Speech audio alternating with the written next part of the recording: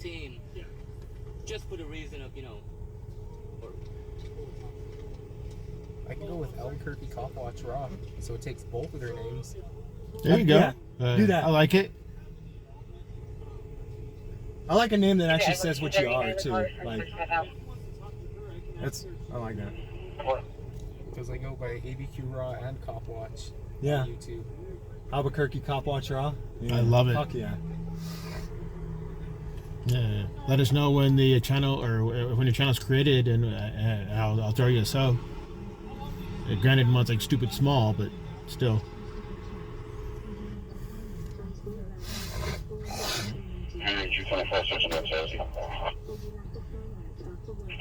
Yeah, I think if we really push it, it could be at 10K in a month. I mean, we'd have to fucking push it. All right, you're gonna have to share the link with me the first time, Same. because no search will fucking find that shit. Any new channel, man, it's not gonna be found.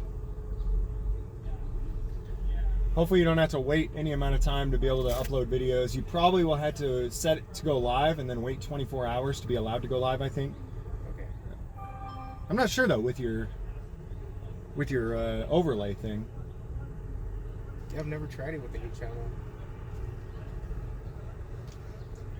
Yeah, send me the link as well, please, when you can.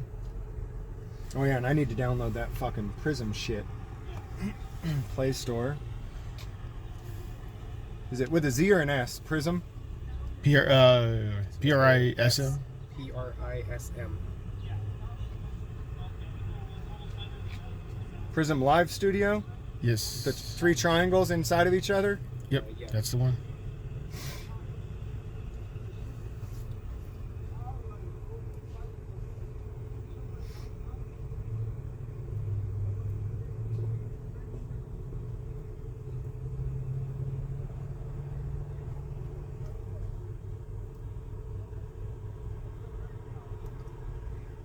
Hey, look at the back of that car, says Dodge Police.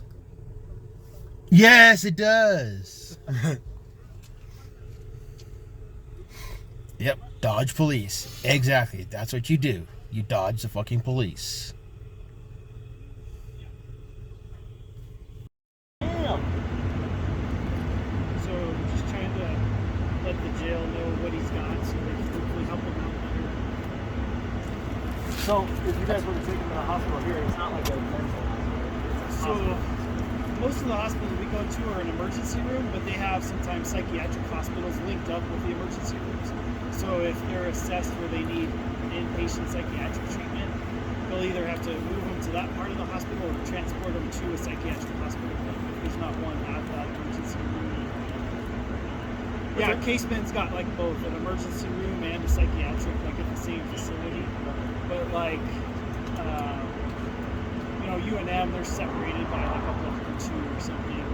And like Women's Hospital up on Montgomery, they don't have a psychiatric unit though. So if we take somebody to the emergency room, they'll have to be transported over to the psychiatric hospital if they deem they like need inpatient psychiatric treatment. What you're saying is that it's pretty decent care at the jail? That's what I've been told. Like, I haven't been a patient myself, but yeah, they have better psychiatric services there than most people are going to get anywhere else in Albuquerque. Because, I mean, if they have to be there anyways, they have a lot of psychiatric services. Like the personnel, the trained just psychiatrists and counselors, and One more thing, what were it going told me there were multiple felony warrants. I don't know exactly charges are. He was the one that was double checking and verifying all of those. Did we find out what they are? Or does it not even tell you? It just says felony warrant. I think there's information on what the warrants are. And I don't know what type of trouble I get myself in. Like, I don't want to get you in trouble. Yeah. The reason I'm curious is a lot of us believe no victim, no crime. Yeah. And so, some of my audience just needs cops no matter what. But others, if somebody robs my house, I'm going to take care of them. Yeah. I'm not going to kill them, but I'm going to try and get my stuff back. I'm going to try and get restitution. Someone tries to take my life, I'm going to try and take theirs first. So I don't think the cops are following the law. Yeah. But that's why I wonder what they're for. Yeah, well, I think at least one was a victim, maybe involving even a minor or something. But I could be wrong. Okay.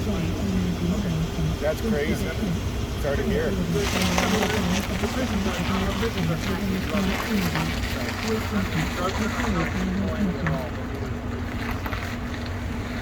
I've heard, like, we have a program that is trying to divert, like, the idea if we can keep people out of the criminal justice system, it's maybe going to have a better long-term outcome.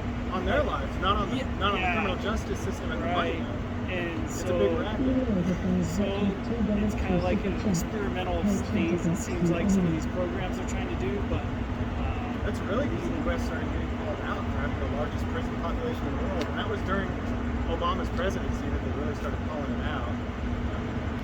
Since then, the prison population has declined in the U.S., but yeah, it used to be going. I mean, there's some people who are just so psycho they belong in a cage. Like, there's a Sergeant Padilla, a Sergeant Hunt. Like, people who are just so crazy that they cannot. you caught me off guard. I wasn't expecting Oh, okay. Yeah, there's some people so psychotic that they cannot move around among the general public without harming people. Like, they just can't do it. And Yeah, those I guess. people, I mean, you only give them so many chances before you say, all right, man, that's it. You got to stay in a cage, dude.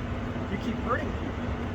So, you know, there's a reason for it, but it's a little overpopulated, I think. If just Padilla and Hunt were there, it'd be better. You don't have to respond. You don't need to respond, man. So, I've seen some of. I've been slacking, trying to keep up on all the cop watching videos. But I've tried to watch, and I've learned honestly from you guys. Mario's taught me some stuff. What was that case law? Oh my gosh. Yeah, Glick versus. Glick versus Kniff. Yeah, like, I mean, I've been educated by you guys. And, I mean, I still have a lot more to learn, but like things I've never learned through 2 police academies and being on the job for over 15 years with 4 different agencies. And the thing about that Glick versus Kniff case law is that was actually a fight where there was stuff strewn all over the sidewalk, such as evidence, possibly evidence in the case, and he was less than 10 feet away. He was about 10 feet away. Yeah. And that was where the situation. Okay, that's even more details than I even Right. knew. And so there's no actual set distance, and there never will be, because every situation is going to be different. Yeah. But yeah, you can at least say, hey, at least people are being thrown around here. There's blood. People are getting beat up. There's stuff laying all over people's property, and still 10 feet away from the cop was considered more than sufficient in that particular case.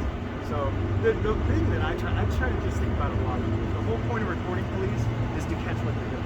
Yeah. So in my opinion, we should be able to be close enough to see and hear what's going on without physically interfering. And interference means like you're trying to put them in the car and I'm standing in front of the door blocking it and saying, no man, you're not taking it. I've seen, I mean, like I didn't know who anybody was probably a year ago, but like, I called out Bao by name as he was walking up just because I've gotten to know, and because I'm more familiar with you guys, I probably trust you more than had I never seen or heard of you or anything like that. That's just me. Yeah, they're getting to know us out here. So now when someone like Sergeant Jones is like, oh, you need to go 600 feet away because I'm investigating, I'm like, hey, you need to eat a dick. But with that Glick versus Kniff, I think. Yeah. Kniff, I don't know how it's pronounced. I think it's Glick versus Kniff. But, That's how I remember. But it's what I understood from that case, like in the justices, they said is keeping government accountable.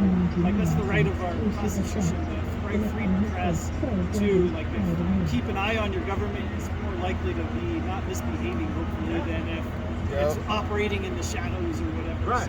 It's the same thing with you guys keeping criminals accountable, right? We don't know what they're doing, then Yeah, you should be watching. When you know someone's a repeat offender that continues to rob the same Circle K, you might be on the lookout when you see that guy there. Likewise, I know that Sergeant Hunt is a repeat offender. Every time I see him, I'm going to get a little bit closer than I will with Valentino. I'm going to give him a little less space. I'm going to give him a little trying to less see space. what's going on. Right. Because I'm like, right. So with guys like Hunt, I'm like, I know he's a criminal. I have to get close. You don't have to respond. I'm being a dick. You caught me off guard the first I'm time. being a dick, dude. I wasn't prepared the first time. Yeah, I don't even want you to respond. Anyways, Right thank on. you for my education I've gotten from watching some of your guys' videos. I think it's hopefully made me a better officer, and just being able to research some of the case law, like that Glick versus Kniff, and just that philosophy of keeping our government accountable, like by watching what they're doing. hopefully, that's something. I think that's a good thing. Keeping our government accountable. It's a good thing. I think it's the reason that Albuquerque police treats us better. Don't get me wrong, there's some bad ones, but in a lot of departments like Tucson, almost all of the cops are fucking horrible. And in Albuquerque, there's a lot less that are horrible. And I think it's because Albuquerque's been under the microscope from the DOJ for the last 5 years. Yeah. And because they're constantly under the microscope, they've had to change. Individual officers within the department have had to change their behavior. Except BCSO. And really, I mean, any man who's told that he has power and authority, I think it's kind of natural for him to abuse it. I don't care if it's a good man before he was given that. I think it's kind of natural for any of us to say, oh, I got some authority here. We push you down and get some of that Cambodian breast milk from you. That's what I did when I was touring overseas on my first tour. Okay, man. All right. Hey, I appreciate you, man. I don't want to take any more of your time. All that